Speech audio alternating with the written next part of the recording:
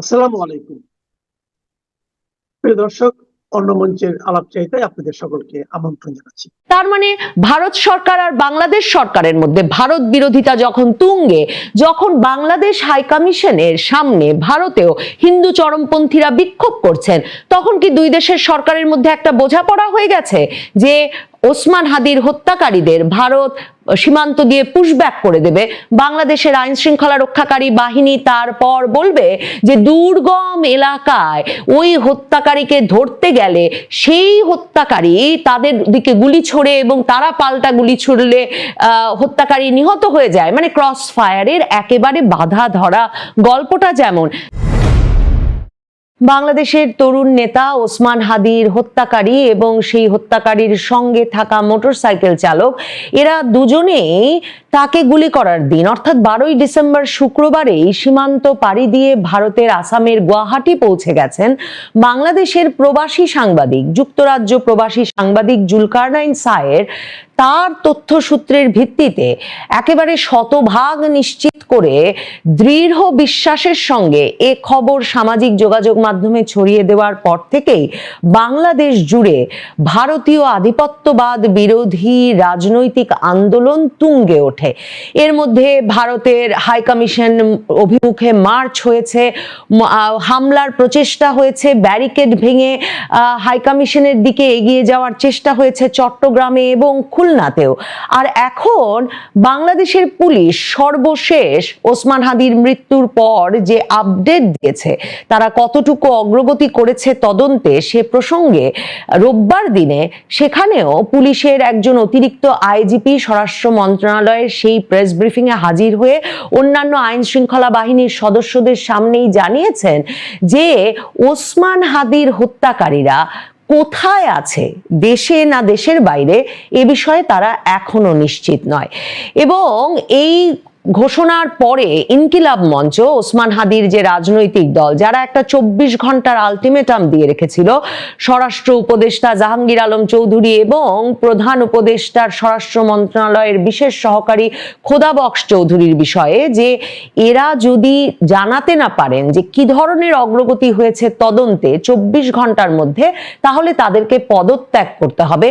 এমন একটা আলটিমেটামের মধ্যে যখন একজন অতিরিক্ত আইজিপি উপস্থিত হয়ে স্বরাষ্ট্র মন্ত্রণালয়ে ব্রিফ করেছেন যে ওসমান হাদির ঘটনার তদন্তে কতটুকু অগ্রগতি হয়েছে, তখন প্রথম ইনকিলাব মঞ্চ প্রতিক্রিয়ায় যেমন উষ্মা প্রকাশ করেছে, ক্ষোভ প্রকাশ করেছে যে একজন অতিরিক্ত আইজিপিকে দিয়ে স্বরাষ্ট্র মন্ত্রণালয় এই ব্রিফিং করিয়ে ওসমান হাদি হত্যা মামলার মতো গুরুতর হত্যা মামলাকে হালকা করে দেখানোর প্রচেষ্টা করেছে এবং ঘোষণা দিয়েছে যে সোমবার তারা নতুন কর্মসূচি ঘোষণা করবে। কিন্তু ওই ঘোষণার কয়েক ঘন্টা বাদে ফেসবুকে স্ট্যাটাস দিয়ে ইনকিলাব মঞ্চ সবচেয়ে কৌতূহলোদ্দীপক, সবচেয়ে ইন্টারেস্টিং যেই দাবিটি করেছে সেটা হচ্ছে ওসমান হাদির হত্যাকারীদের তারা জীবিত পেতে চায়। আইন শৃঙ্খলা রক্ষাকারী বাহিনীর কাছে তারা দাবি জানিয়েছে যাতে আইন শৃঙ্খলা রক্ষাকারী বাহিনী ওসমান হাদির হত্যাকারীদের জীবিত ধরে আনে, কোনোভাবেই তাদের যাতে ক্রস ফায়ারে দেওয়া না হয়। তার মানে ওসমান হাদির রাজনৈতিক দল ইনকিলাব মঞ্চ বা তার রাজনৈতিক সহকর্মীরা এমন একটা আশঙ্কা এখন গুরুতরভাবেই করছেন যে ওসমান হাদির হত্যা প্রচেষ্টাকারীরা শুধুমাত্র দেশে আছেন তাই নয়, আইন শৃঙ্খলা রক্ষাকারী বাহিনী তাদেরকে ধরে বিভিন্ন প্রশ্নের যে মানে একরকমের উদ্রেক হয়েছে।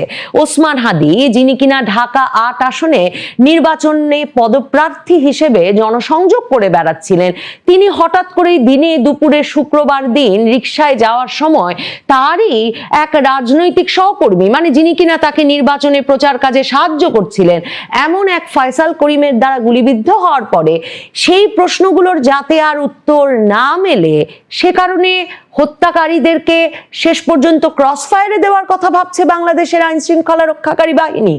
এটাই তার মানে এখন আপাতত সবচেয়ে বড় ভয় এবং সবচেয়ে বড় উদ্বেগ ওসমান হাদির রাজনৈতিক দলের জন্য। এটা ভীষণ একটা ইন্টারেস্টিং মোড় ঘুরিয়েছে ওসমান হাদির হত্যাকাণ্ডের বিষয়টি তদন্তের বিষয়ে বা এ নিয়ে যেসব প্রশ্ন আছে সেসব ক্ষেত্রে। কারণ কেনই বা 24 ঘন্টারও কম সময়ের মধ্যে যুক্তরাজ্যে বসে একজন সাংবাদিক জেনে ফেলতে পারলেন যে ওসমান হাদির উপর যারা হামলা চালিয়েছেন তারা কিনা সীমান্ত পার হয়ে আসামের গুয়াহাটি চলে গেছেন, এবং সেই কথাটাতে বিশ্বাস করে বাংলাদেশের সকল সংবাদ মাধ্যম সে খবর দিতে থাকলো যে ওসমান হাদির খুনিরা, মানে তখন হত্যা প্রচেষ্টাকারীরা, তারা পালিয়ে গেছে সীমান্ত পেরিয়ে। এবং আমরা দেখলাম যে ওসমান হাদির রাজনৈতিক সহকর্মীরা, অন্যান্য দলের, আমার দেশ সম্পাদক মাহমুদুর রহমানের নেতৃত্বে ইনকিলাব মঞ্চের ডাকে এবি পার্টি, জাতীয় নাগরিক পার্টি, জামায়াতে ইসলামী সহ বাংলাদেশের অপরাপর রাজনৈতিক দলগুলো শহীদ মিনারে একত্র হয়ে হাতে হাত রেখে শপথ নিল যে বাংলাদেশকে তারা ভারতীয় আধিপত্যবাদ মুক্ত করে ছাড়বে। তার কারণ হিসেবে তারা বলল যে বাংলাদেশের এই যে একজন খুনিকে, ওসমান হাদির মতো এক তরুণ নেতার খুনিকে ভারত আশ্রয় দিয়েছে, তার প্রতিবাদেই তারা এখন প্রয়োজনে ভারতের সকল প্রতিষ্ঠানে হামলা করবে এবং একে একে প্রতিষ্ঠানগুলোর বিরুদ্ধে প্রতিরোধ গড়ে তুলবে। শুধু তাই নয়, ভারতীয় হাই কমিশন সম্মুখে তারা মার্চ করবে। সে মার্চ সরকার ঠেকিয়ে দিল বটে, ঢাকারটা, খুলনায় হলো, চট্টগ্রামে হলো, পুলিশ এবং বিক্ষোভকারীদের মধ্যে সংঘর্ষের ঘটনা ঘটলো। অন্যদিকে বিক্ষোভকারীরা আরেকটি যে ঐক্য গড়ে উঠল জুলাই ঐক্য নামে, সেই জুলাই ঐক্যের নেতারা হাইকমিশনের সামনে দাঁড়িয়ে ঘোষণা দিলেন যে এবার পুলিশি বাধার মুখে তারা সরে যাচ্ছেন বটে, কিন্তু ওসমান হাদির উপর হামলাকারীদের যদি ভারত ফেরত না দেয় তাহলে পরের বার তারা হাইকমিশনের মানে সকল বাধা ভঙ্গ করে, পুলিশি ব্যারিকেড, পুলিশি বাধা ভঙ্গ করে হাইকমিশনের ভেতরে ঢুকে ছাড়বেন। এরপর বাংলাদেশের মার্কিন যুক্তরাষ্ট্র, ইউরোপীয় ইউনিয়ন সহ ভারত তো বটে, সকল বিদেশি রাষ্ট্রের রাষ্ট্রদূতেরা তাদের নিরাপত্তা নিয়ে, তাদের মিশন এবং পোস্টগুলোর নিরাপত্তা নিয়ে উদ্বেগ প্রকাশ করার পর পররাষ্ট্র মন্ত্রণালয়কে কিন্তু এই বিদেশি রাষ্ট্রদূতদেরকে তাদের নিরাপত্তা দেওয়ার কথা আশ্বাস দিয়ে ব্রিফিংও করতে হলো। কিন্তু এরপর ওসমান হাদির মৃত্যুর খবর এলো 18ই ডিসেম্বর এবং আরেক দফা চট্টগ্রাম, খুলনা সহ বিভিন্ন জায়গায় ভারতীয় মিশনের যে জায়গাগুলো আছে সেগুলোতে হামলা বা হামলা প্রচেষ্টার ঘটনা ঘটলো। তুঙ্গে উঠল ভারত বিরোধী আন্দোলন এবং এখন কিনা এসে পুলিশ বলছে যে কোথায় আছে ওসমান হাদির হত্যা প্রচেষ্টাকারীরা বা হত্যাকারীরা, সে সম্পর্কে পুলিশ বা কোনো আইন শৃঙ্খলা রক্ষাকারী বাহিনী নিশ্চিত নয়। দেখেন, এর আগেও কিন্তু ঢাকা মেট্রোপলিটন পুলিশ ঠিকই এই কথাটা বলেছিল, যখন জুলকারনাইন সায়ের বলে দিয়েছেন বলে এই সারা বাংলাদেশে আন্দোলন তুঙ্গে। এমনকি মনে রাখতে হবে সরকারও যে এই ভারতেই ওসমান হাদির খুনিরা পালিয়ে গেছে এই বিশ্বাসে বিশ্বাস করছিল, কিংবা সরকারের কাছে তথ্য ছিল, তার প্রমাণ হচ্ছে পররাষ্ট্র মন্ত্রণালয় ভারতের হাইকমিশনার প্রণয় ভার্মাকে পররাষ্ট্র মন্ত্রণালয়ে তলব করে নিয়ে এসে অনুরোধ জানিয়েছিল যে ওসমান হাদির খুনিরা ভারতে পালিয়ে গেলে তাদের গ্রেফতার করে যাতে দ্রুততম সময়ে বাংলাদেশে দিয়ে দেওয়া হয়। এটা আরেকটা ইন্টারেস্টিং অনুরোধ বাংলাদেশের পররাষ্ট্র মন্ত্রণালয়ের তরফে।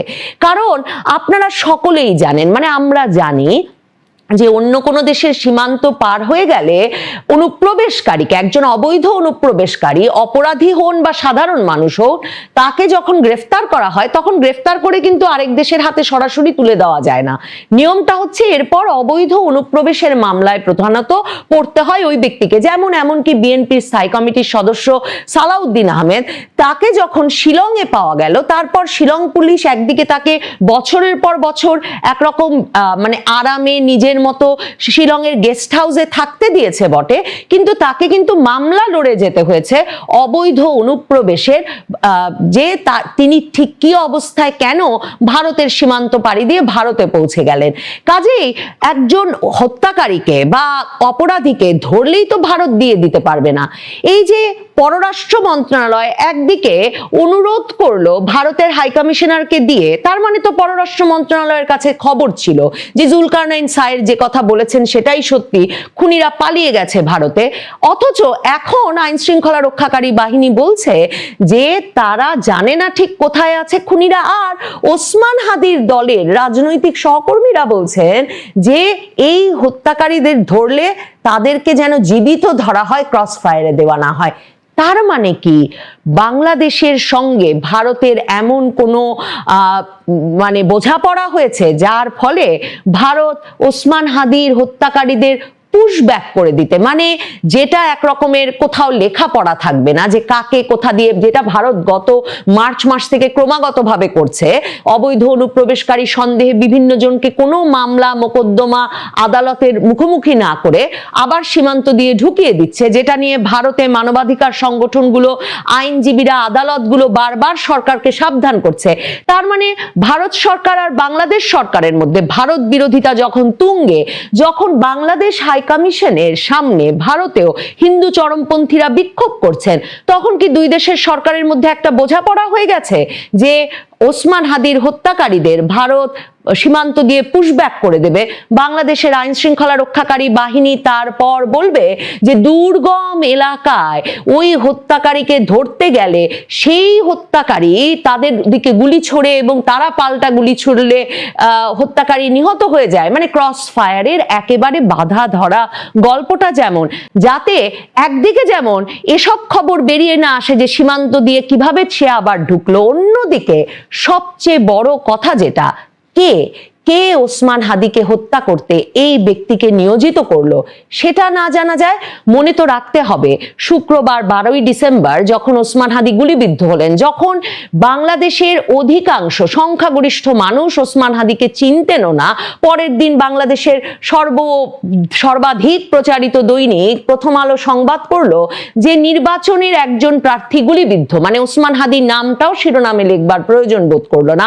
মির্জা ফখরুল ইসলাম আলমগীর যখন প্রেস ব্রিফিং করছিলেন তিনি নাম মনে করতে পারছিলেন না ওসমান হাদির, এবং তিনি গুলিবিদ্ধ হওয়ার কয়েক ঘন্টার মধ্যে সেই আসনে প্রার্থী হতে আগ্রহী এবং ছাত্র শিবির নেতা ডাকসু ভিপি সাদিক কায়েম ঘোষণা দিয়ে দিলেন যে চাঁদাবাজ এবং গ্যাংস্টারদের বিরুদ্ধে প্রতিরোধ গড়ে তুলতে হবে।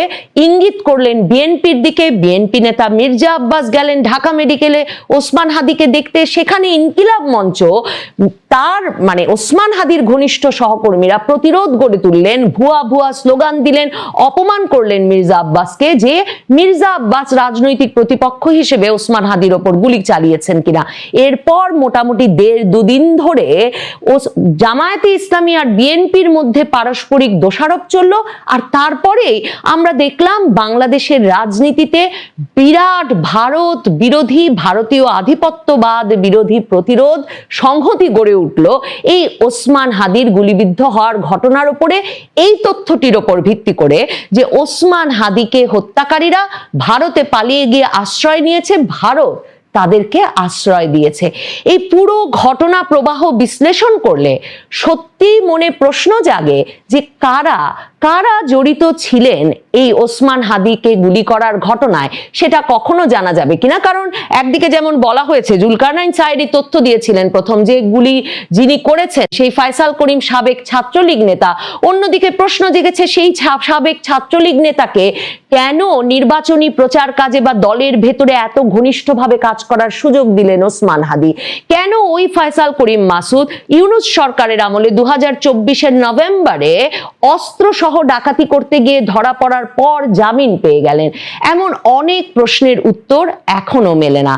আর অন্যদিকে সবচেয়ে প্রশ্নের উত্তর মেলে না বলে যাদের দিকে সন্দেহের তীর সবচেয়ে আগে যায় বা আকেলমান্দ মানুষ যাদেরকে সন্দেহ করবেন সবচেয়ে বেশি, ওসমান হাদির দল ইনকিলাব মঞ্চ এই দাবিটিও কিন্তু যুক্ত করেছে স্বরাষ্ট্র উপদেষ্টার উদ্দেশ্যে।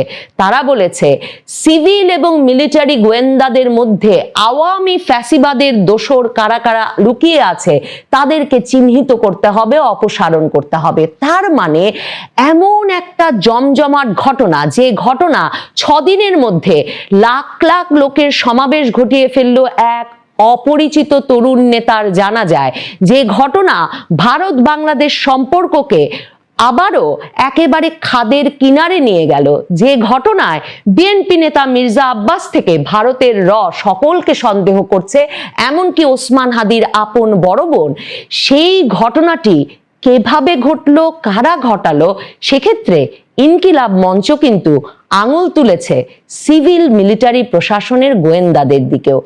ওই দিকে চোখ ফেললে হয়তো অনেক ক্ষেত্রেই পরিষ্কার হয় কিভাবে এত দ্রুত যুক্তরাজ্য বসে কোনো সাংবাদিক খবর পেয়ে যান, গুলিকে চালালো, কিভাবে যুক্তরাজ্য বসে একজন সাংবাদিক খবর পেয়ে যান যে খুনি বাংলাদেশে আছে না ভারত পালিয়ে গেছে, আর কেনই বা পররাষ্ট্র মন্ত্রণালয় বাংলাদেশের আইন শৃঙ্খলা রক্ষাকারী বাহিনীর কারো কাছে খবর না থাকার পরেও খুনি ভারতে আছে জেনেই ভারতের সঙ্গে সে বিষয়ে যোগাযোগ শুরু করে।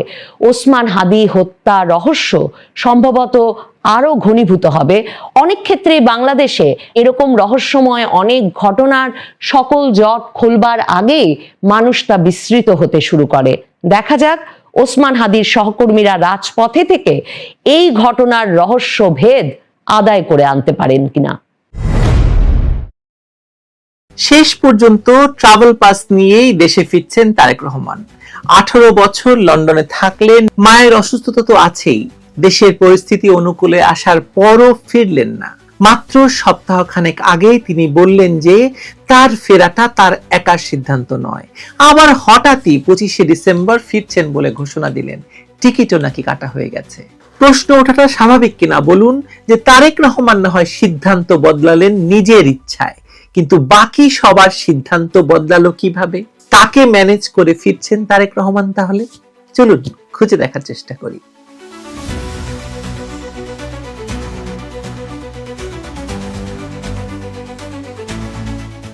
এর আগে বলা হয়েছিল যে তারেক রহমানের নিরাপত্তা নিয়ে শঙ্কিত দল বিএনপি। এরই মধ্যে ইনকিলাব মঞ্চের নেতা ওসমান হাদিকে দিনে দুপুরে ঢাকার রাজপথে গুলি করে হত্যা করা হলো। প্রতিদিনই অস্বাভাবিক মৃত্যুর সংখ্যা বাড়ছে দেশে।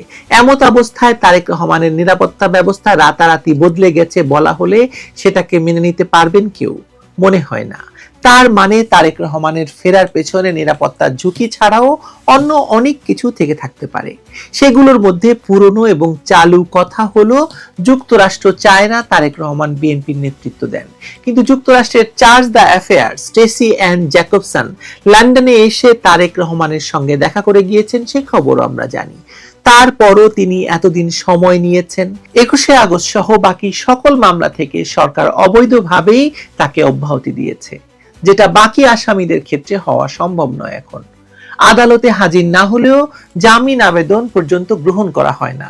এমত অবস্থায় তারেক রহমানের ফেরার ব্যাপারটা মাত্র সপ্তাহখানেকের ব্যবধানেই বদলে গেল। আর এটা নিয়ে মানুষ চুপ থাকবে, সেটা কি হয় বলুন? তাই মানুষের মনে প্রথম প্রশ্নটা আসছে, তারেক রহমান ফিরছেন কিন্তু কার ভরসায়? 18 বছর ধরে তিনি দেশে ফেরার কথা বলছেন। প্রতিবারই তার বক্তব্য তার দলের শীর্ষ পর্যায়ের ইঙ্গিত মিলিয়ে বোঝা গেছে যে সিদ্ধান্তটা তার ব্যক্তিগত নয়, বরং একাধিক শক্তির সমন্বয়ে তৈরি বাস্তবতার উপর দাঁড়িয়েছিল তার ফিরে যাওয়াটা। 2024 সালের পরিবর্তনের পর রাজনৈতিক পরিবেশ তার সামনে আর কোনো আনুষ্ঠানিক বাধা ছিল না, তবু তারেক ফিরে আসেননি। এটাই অনেকে দীর্ঘদিন ধরে সন্দেহের চোখে দেখছেন। মায়ের শারীরিক অবস্থার অবনতি, দলের ভেতরের চাপ, নেতাকর্মীদের আবেগ সবকিছুই তাকে তৎক্ষণাৎ ফিরিয়ে আনতে পারেনি। এর মানে একটাই, তারেক রহমান বুঝতেন যে দেশে ফেরার বিষয়টি কেবল আবেগের সিদ্ধান্ত হওয়া সম্ভব নয়। লাগবে নিরাপত্তা নিশ্চিত হওয়ার ইঙ্গিত, লাগবে আন্তর্জাতিক শক্তি এবং আঞ্চলিক স্বার্থগুলোর ন্যূনতম সামঞ্জস্য। বিষয়টা বোঝার জন্য প্রথমে বাস্তব পরিস্থিতিটা মাথায় আনতে হবে আমাদের। একদিকে দেশে পরিবর্তন ঘটেছে, অন্যদিকে রাজনৈতিক হিংসা ভয়াবহ আকার ধারণ করেছে। ইনকিলাব মঞ্চের হাদির উপর দিনের আলোয় হামলা সেই পুরনো অস্থিরতার ইঙ্গিত আবার নতুন করে তুলে এনেছে। এটা যারা নিরাপত্তা বিশ্লেষণ করেন তারা স্পষ্টই বলছেন ঝুঁকি পুরোপুরি শেষ হয়নি, অথচ এই অবস্থাতেই তারেক দেশে ফেরার ঘোষণা দিয়েছেন। এটা তখনই সম্ভব যখন তিনি নিশ্চিত হন যে প্রয়োজনীয় সুরক্ষা, রাজনৈতিক কভারেজ এবং আন্তর্জাতিক সকল পক্ষের বার্তা সব একসঙ্গে মিলে ঝুলে গেছে। বাংলাদেশের রাজনীতিতে বড় সিদ্ধান্তগুলো প্রায়ই দেশীয় সমীকরণের বাইরে গিয়ে আঞ্চলিক শক্তিগুলোর দৃষ্টিভঙ্গির উপর নির্ভর করে। যুক্তরাষ্ট্র এবং ভারতের ভূমিকাকে অস্বীকার করা যায় না। 2024-এর পর পরিবর্তিত পরিস্থিতিতে ওয়াশিংটন এবং নয়াদিল্লি উভয়েই নতুন বাস্তবতা পর্যালোচনা করছে। দুপক্ষের নিজস্ব স্বার্থ আছে। একজন চায় রাজনৈতিক স্থিতি এবং গণতান্ত্রিক প্রেডিক্টেবিলিটি, আরেকজন চায় নিরাপত্তা এবং আঞ্চলিক প্রভাব বজায় রাখা। তারেক রহমানকে মেনে নেওয়া বা অন্তত তার প্রত্যাবর্তনকে বাধা না দেওয়া এই দুই শক্তির সমন্বিত হিসেবের অংশ বলেই মনে হচ্ছে। যুক্তরাষ্ট্রের অবস্থান সাধারণত মানবাধিকার, অংশগ্রহণমূলক নির্বাচন, জবাবদিহি, বড়জোর বোয়িং কেনা, এসব দিয়েই বাংলাদেশ সহ অন্যান্য দেশের সরকারগুলোকে বশে রাখতে চায় দেশটি। ফেব্রুয়ারির নির্বাচনকে সামনে রেখে তারা নিশ্চয়ই একটি এমন এক নেতৃত্ব চাইছে যার সঙ্গে কাজ করা সম্ভব, যিনি দেশের অর্থনীতি এবং রাজনৈতিক কাঠামোকে স্থিতিশীল করতে পারবেন, আবার আমেরিকার পক্ষে থাকবেন। বিএনপির নেতৃত্বে রদবদল, দলে তারেকের কর্তৃত্ব এবং ভবিষ্যৎ সরকারের সঙ্গে সম্পর্ক গঠনের সম্ভাবনা সব মিলিয়ে যুক্তরাষ্ট্রের কাছে তার ফেরাটা খুব একটা অস্বস্তিকর বলে মনে হচ্ছে না এই মুহূর্তে, হয়তো বরং দীর্ঘ অস্থিরতার পর দেশকে পুনর্গঠনের তারেক রহমান যদি একটি ছক স্পষ্ট করে দিতে পারেন, সেটাকে ওয়াশিংটন হয়তো বাস্তববাদী দৃষ্টিতেই দেখছে। দেশে যেভাবে ভারত জব চলছে তাতে ভারত নিয়ে কিছু বলা মুশকিল। তবুও তারেক রহমানের ফেরা বিষয়ে ভারতের অবস্থানটিও আমাদের ধর্তব্যে আনতে হবে। বাংলাদেশের কাছে প্রতিবেশী হিসাবে ভারতের চাওয়া পাওয়াগুলো নিয়ে আপনি বিস্তর মতভেদ আছে সবার মধ্যে। তবে আমার মনে হয় দিল্লি চায় পূর্ব সীমান্তে স্থিরতা, চায় বাংলাদেশে এমন নেতৃত্ব যারা নিরাপত্তা এবং আঞ্চলিক সংযোগের প্রশ্নে প্রতিশ্রুতিবদ্ধ থাকবে। বাংলাদেশের কারণে ভারতের ভেতরে কোনো অস্থিরতা তৈরি হবে না, সহিংসতা তৈরি হবে না, বোমা ফুটবে না ভারতের এ জায়গায় সে জায়গায়। ইতিহাসগতভাবে বাংলাদেশের আওয়ামী লীগ বিরোধী দলগুলি বাংলাদেশ ভারত সম্পর্কের টানাপোড়েনের সবচেয়ে বড় বাধা। কিন্তু জুলাই সন্ত্রাস পরবর্তী ভূকৌশলিক পরিস্থিতিতে ভারত এমন কাউকে পুরোপুরি বাদ দিয়ে যেতে চায় না যিনি দেশের রাজনীতির কেন্দ্রীয় চরিত্র হয়ে উঠতে পারেন বা হয়ে উঠছেন বা করে তোলা হচ্ছে। দক্ষিণপন্থী গোষ্ঠীর উস্কানি, স্নায়ু যুদ্ধধর্মী উত্তেজনা কিংবা সেভেন সিস্টারকে বিচ্ছিন্ন করে দেওয়ার রাজনৈতিক হুমকি, এসবের ভেতর দিয়ে দিল্লি হয়তো মনে করছে যে তারেক রহমানকে উপেক্ষা করলে লাভের চেয়ে ক্ষতিই বেশি হবে। অন্তত নিউট্রাল টলারেন্স এই মুহূর্তে ভারতের বাস্তবসম্মত অবস্থান। এর মানে এই না যে ভারত তাকে পুরোপুরি গ্রহণ করেছে, বরং তারা এটি মানছে যে আগামী রাজনৈতিক বাস্তবতায় তারেককে বাদ দিয়ে ভবিষ্যৎ নিরাপত্তা বা কূটনৈতিক সমীকরণ তৈরি করা কঠিন হবে। তার মানে দিল্লি ও আমেরিকার মতো ম্যানেজড হয়েছে। তাহলে প্রশ্নটা হলো তিনি কিভাবে সব পক্ষকে ম্যানেজ করলেন? এর একটা ব্যাখ্যা আছে। লন্ডনে তার দীর্ঘ নির্বাসনকালে তিনি পর্দার আড়ালে বিভিন্ন কূটনৈতিক চ্যানেলে যোগাযোগ রেখেছেন বলে বিএনপির বহু নেতা, সিনিয়র নেতা ইঙ্গিত করেছেন। প্রতিটি শক্তি মূলত একটা জিনিস দেখে, ক্ষমতায় আসার সম্ভাবনা এবং ক্ষমতায় এলে নীতি কতটা স্থির থাকবে। ফেব্রুয়ারির নির্বাচন যদি হয়, বিএনপির সম্ভাবনা যখন ধীরে ধীরে বাড়ছে, তখন আন্তর্জাতিক শক্তিগুলো তাদের ভবিষ্যৎ হিসাব নিকাশ মিলিয়ে নিতে চায়। তারেক রহমান বারবার যে কথা বলছেন, গণতন্ত্র পুনরুদ্ধার, প্রতিষ্ঠান পুনর্গঠন, বৈদেশিক সম্পর্ককে ভারসাম্যপূর্ণ করা, এসব বার্তা বিভিন্ন পক্ষের কাছে গ্রহণযোগ্যতা তৈরির কাজ করছে নিশ্চিতভাবেই। তিনি আরেকটি বিষয়েও নিশ্চয়তা দিয়েছেন, বিএনপি যদি সরকার গঠন করে শক্তিশালী জনপ্রতিনিধিত্ব থাকবে এবং বিদেশি স্বার্থ বিশেষ করে নিরাপত্তা বাণিজ্য অব্যাহতভাবে বিবেচনায় রাখবেন তিনি। তারেক রহমান নিশ্চিতভাবেই জানেন যে এখনই তার দেশে ফেরাটার সর্বশেষ সুযোগ। এতদিন তার অনুপস্থিতিতে বিএনপি দল হিসেবে টিকে থাকলেও আগামী নির্বাচনী মাঠে তিনি উপস্থিত না থাকলে দল টেকানো মুশকিল হয়ে যাবে। এমনিতেই দলের ভেতর বিভিন্ন গ্রুপিং, প্রভাব বিস্তারের চেষ্টা, সিন্ডিকেট, এসব নিয়ন্ত্রণে তার শারীরিক উপস্থিতি জরুরি হয়ে উঠেছে। আবার দেশের ভেতরে যে রাজনৈতিক আবহ তৈরি হয়েছে, সেখানে তাকে কেন্দ্রীয় চরিত্র হিসেবে উপস্থিত থাকতে হবে। আন্তর্জাতিক সমর্থনে গ্রিন সিগন্যাল পাওয়া মানে এই না যে সব পক্ষ তাকে স্বাগত জানিয়েছে, বরং তারা বাধা দেবে না। এটাই হয়তো এই মুহূর্তে তারেক রহমানের দেশে ফেরার মূল সাহসটি দিয়েছে। এসব নিশ্চয়তা পেয়েই তিনি দেশে ফেরার সিদ্ধান্ত নিয়েছেন। সব মিলিয়ে তারেক রহমান ফিরছেন একটি সমন্বিত বাস্তবতার উপর দাঁড়িয়ে। দেশীয় রাজনীতির চাপ, দলের প্রত্যাশা, নির্বাচন সামনে, এসব তো আছেই, কিন্তু শেষ পর্যন্ত আন্তর্জাতিক স্তরে তার গ্রহণযোগ্যতার ইঙ্গিত, অন্তত বাধাহীন ভাবে তার ফিরে যাওয়ার নিশ্চয়তা, এগুলো না পেলে তিনি ফিরতেন না। তারেক হয়তো জানেন এখনই সেই সময় যখন নেতৃত্বের শূন্যতা পূরণ, জাতীয় রাজনীতির নিয়ন্ত্রণ নিতে হলে ঝুঁকি নেওয়া ছাড়া উপায় নেই। তিনি ফিরছেন, কিন্তু সেই ফিরে আসা টিকে থাকবে কোন শক্তির উপর ভর করে? দেশীয় সমর্থনের উপর নাকি আন্তর্জাতিক বাস্তবতার উপর? হয়তো দুটোরই এক অদ্ভুত সমন্বয়। সময় আসছে, দেখা যাক। 25শে ডিসেম্বরের আগে তারেক বিষয়ে আরো একটি পর্ব আপনাদের সামনে নিয়ে আসবো, কথা বলবো তারেক বিষয়ে।